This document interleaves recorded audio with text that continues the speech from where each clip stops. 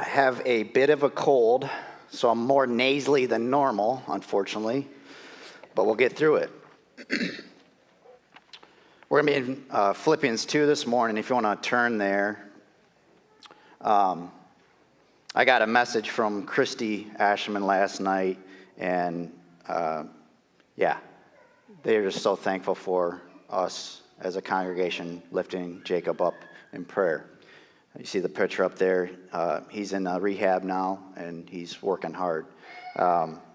She said every day is a little better is one of their mottos, and that God is in control and has us in the palm of his hand. And they just ask for continued prayer. When you think of him, when he comes to mind, burst out a prayer for him.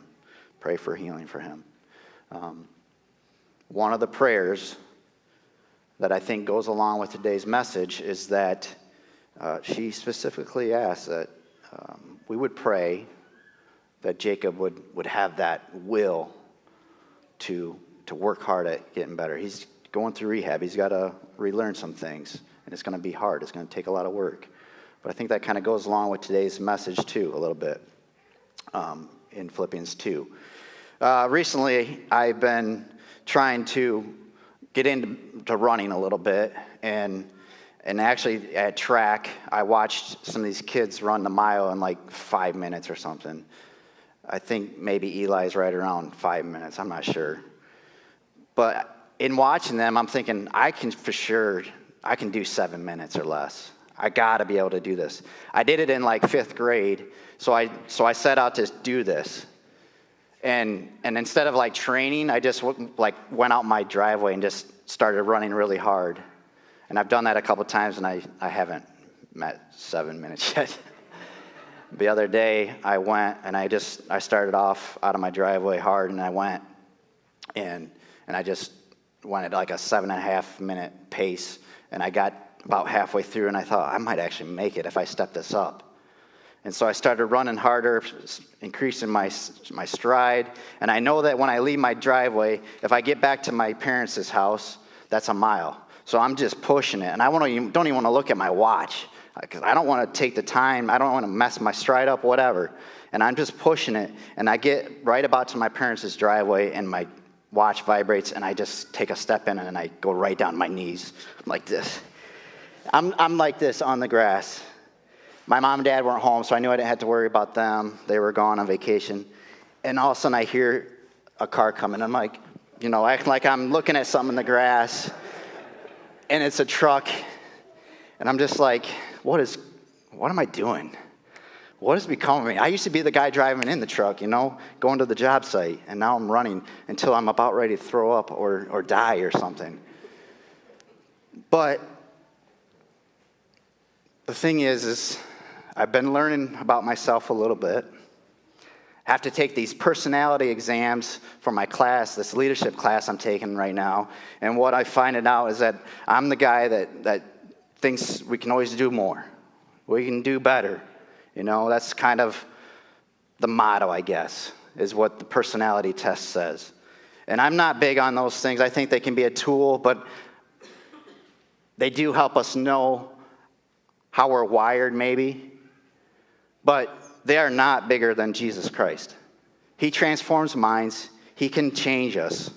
And I believe that 100%. But with the message today, it is a message of let's go. Let's keep going.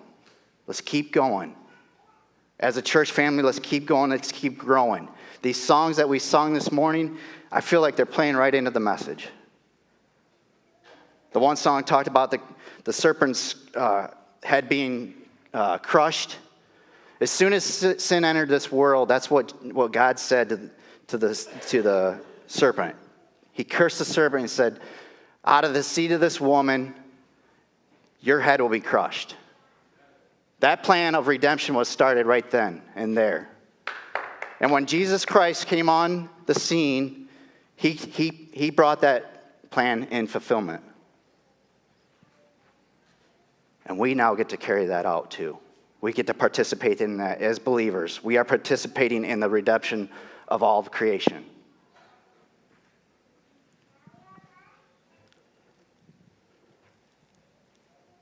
But it starts here. It starts here. If we want to influence people, it starts here and works its way out. And so we want to be a church that takes the word serious, takes being obedient to him, what he's calling us to, serious. But in all that, there is a place of rejoicing. We see it all through this letter.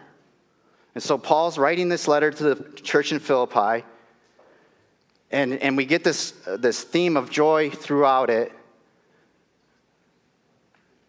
But yet today, I think what we got to keep in mind is there's some problems in the church. There's some disunity. There's something going on that there's just something not quite right. And in many of Paul's other letters, he strongly admonishes the church.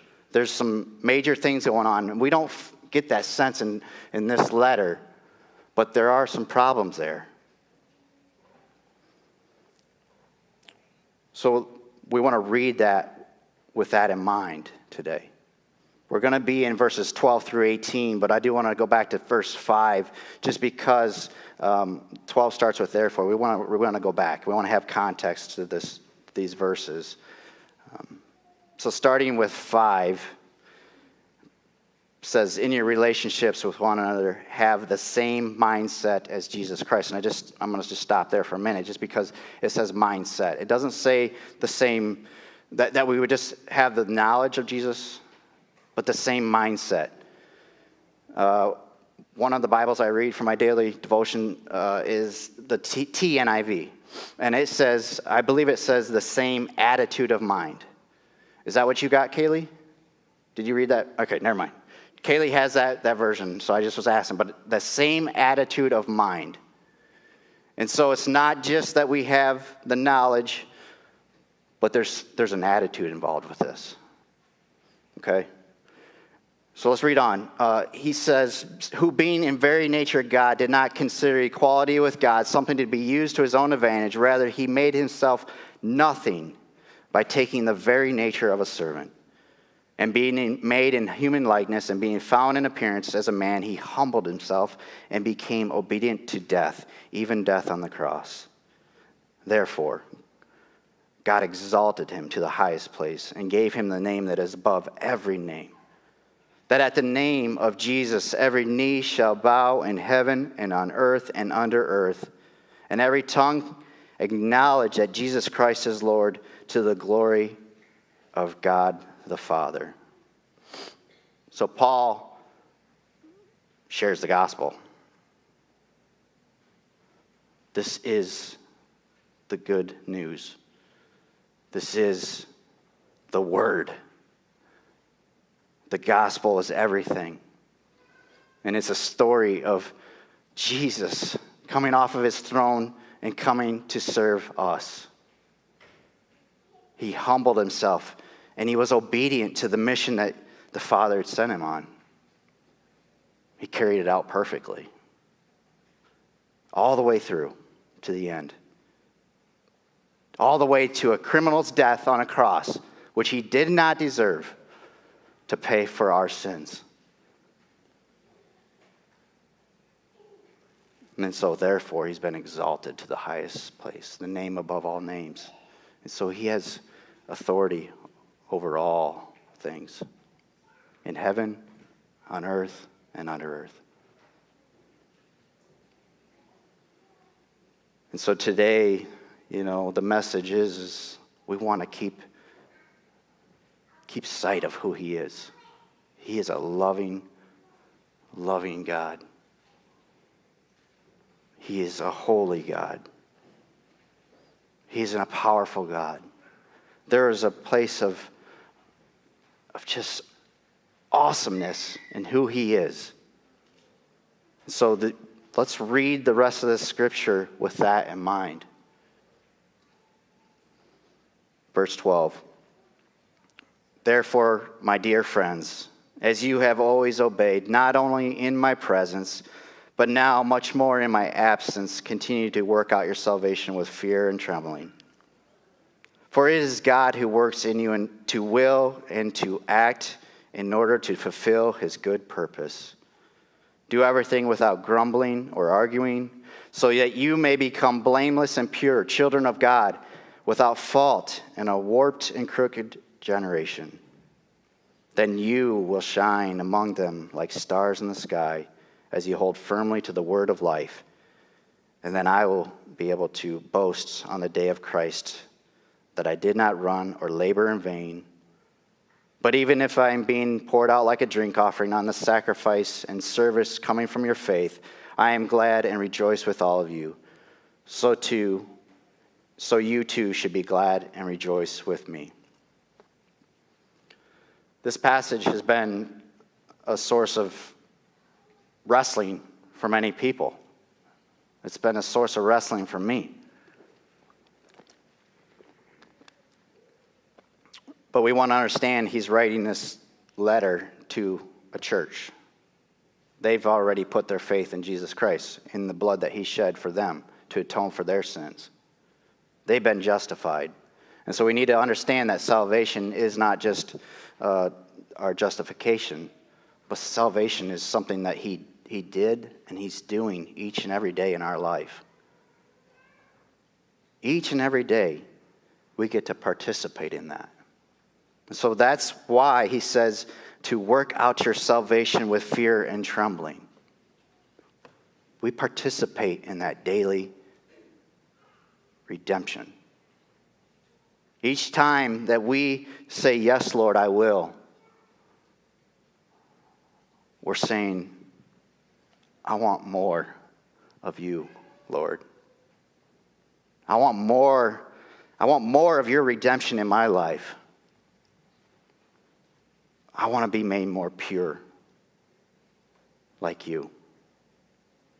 And so Paul is encouraging the church. You've been obedient. You're doing good. You were doing good when I was there. You're doing even better while I'm not there. And so it's a picture of a church that isn't doing things to look good to their leader or to other people, but they're engaging with the Lord out of the goodness of their heart, out of their heart. Their motives are pure.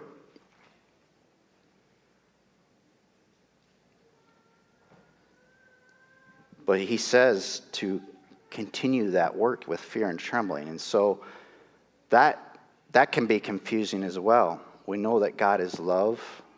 He's gracious.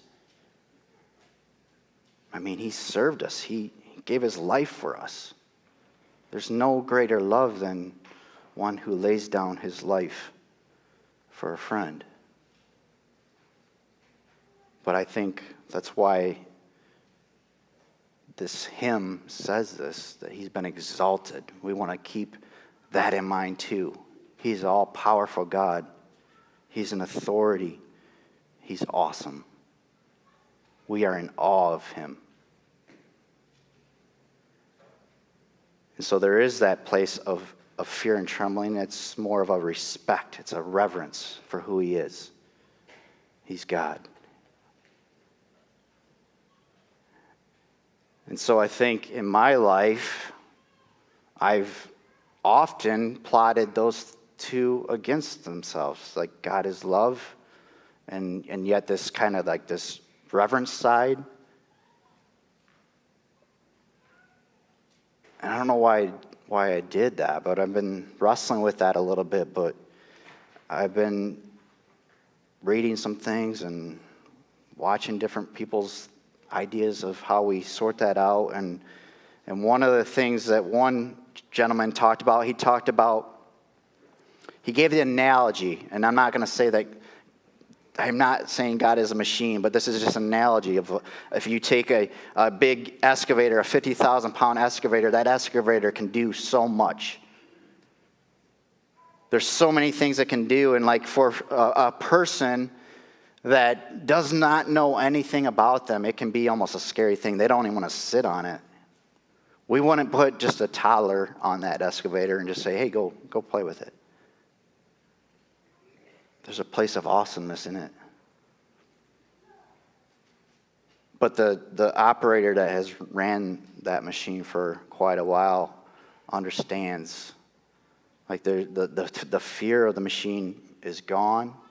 There's a respect of how much it can do, probably even more. There's a greater respect. Seeing and knowing what that thing can do is amazing. And so for me to like kind of translate to God is like, there may be times like we've come to him and like had this fear, this kind of like, if we're maybe not as mature in our life, maybe this fear is present. But as we grow, as we understand who he is, the fear dissipates.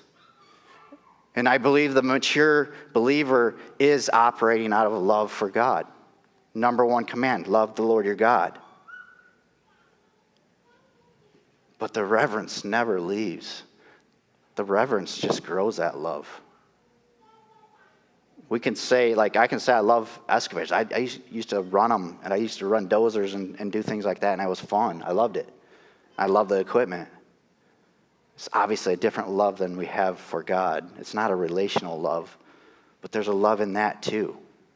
Understanding, if I have to go out and dig a hole with a shovel now, I'm really missing the excavator. I love the equipment.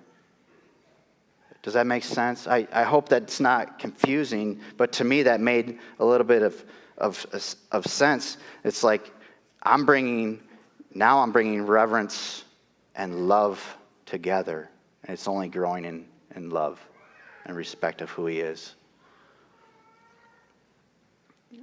So it was helpful for me to think of it that way. And so Paul is exhorting the church, just keep going. Like, keep growing in your obedience. Every time we say yes to what he has, we are growing that kingdom. Paul gives them this understanding. He says that it is God who works in you. And so, obviously, God has started a work in us. And so as we talk about working out our salvation, we're just bringing that work out. He's placed it there.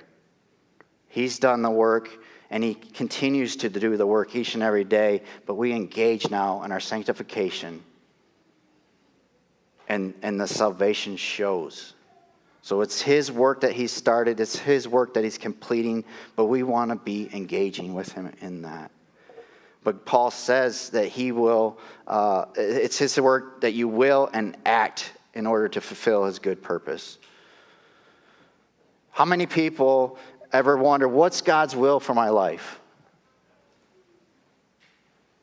I know I think about that. What is your will? You know, and we often think about what I'm going to do. What should I do? What's our family going to be like? You know, all these different questions. And I don't know the answer for you guys. I don't even know if I know the answer for me on some of those things. But what I do know is his will for us as believers is that we are growing. That we are being transformed. That our inner man, our inner woman is being changed to be more like him. I know that is his will for our lives. And then through that, all around us, the folks around us will be known. He will be known to them through us as well.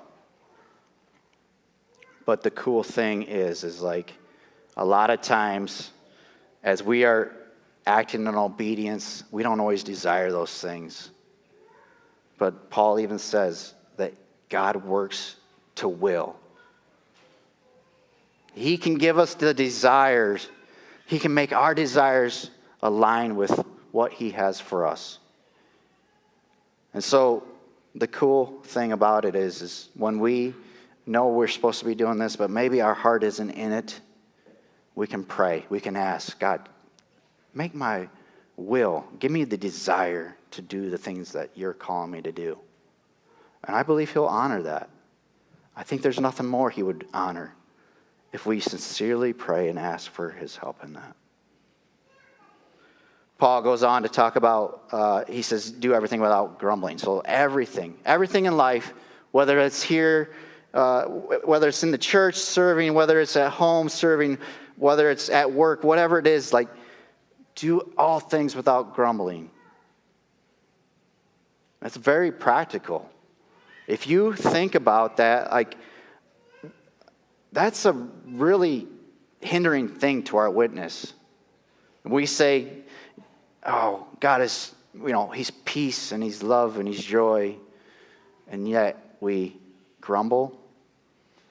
That's having a big effect on our witness to the world. And so Paul gives the church here just those practical words.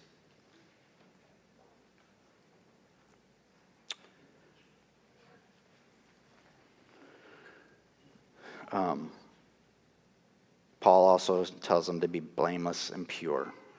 And so that blameless is not sinless, but it's above reproach.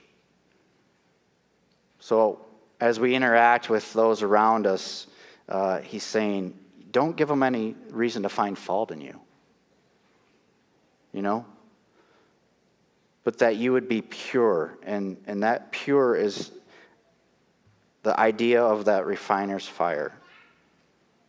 As we walk through this life and we walk with Christ and allow him to refine us, we are becoming more and more pure. And so the thought of melting down metals and getting the impurities out, there's strength there. There's a purity of that. And then as I was thinking about that, I was reminded of the temple that Solomon was building. David had it on his heart to build a temple for the presence of God. But God said, no, you got too much blood on your hands. That's going to be the job of your son Solomon. And so Solomon got to build the temple, but he adorned it, and it was covered in gold. There was all these intricate details, and just, as you can imagine, it was made for the presence of God. And so we now know that he dwells in us. And so we want to be made more and more pure. We want this temple, our body, to be made more and more pure, more and more holy. Peter says, be holy as I am holy. He repeated the words of Moses, was it Moses? In Deuteronomy, when God tells his people, be holy because I'm holy. We have that same command in our life. Jesus has made us holy in the eyes of God, and yet we are being sanctified here and now. Each and every day we are participating in that salvation. As we entered into a covenant relationship with God, we have those obligations of engaging with him and allowing him to work that salvation out.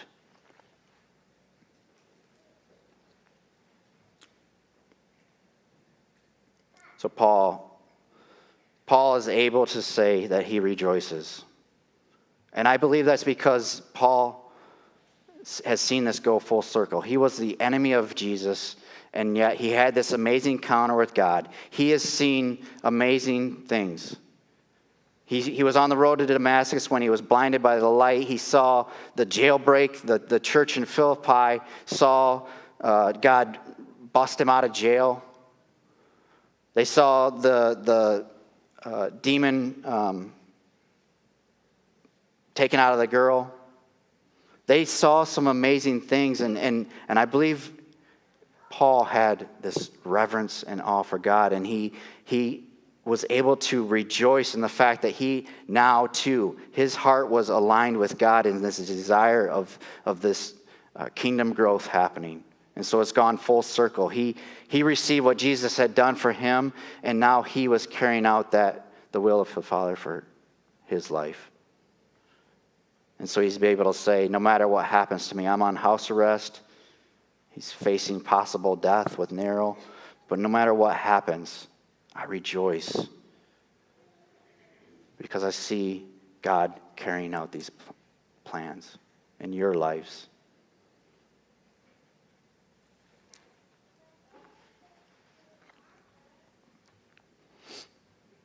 It's not always easy as we grow in our faith, as we grow in our obedience. It's not, we want our wills, our desires to match those things. But even as I think about Jesus in the garden, as he was preparing to go to the cross, he prayed, God, not my will, but yours be done. He was obedient to God. And then he went to the cross for the joy set before him. I think we can be a people that are fully bought into this. I think we can be that light to the dark generation. It only means that our light can be brighter, can be more appealing. When I was younger, I was out hunting one time, and I'm not going to say who my hunting partner was, but my hunting partner, we were hunting coon in the night, and this train, we were along the railroad tracks, and this train was coming. It wasn't moving too fast, but my hunting partner had a really bright light. And this train is coming, and as soon as the conductor got right up where we're at, he turned his light on and shined right in on the conductor, and he jumped, you know. It scared him. It was abrasive. That's not what we want to be. We don't want our lights to be abrasive. We want them to be appealing. We want to draw folks in. We want to reflect the light of a God who served us humbly.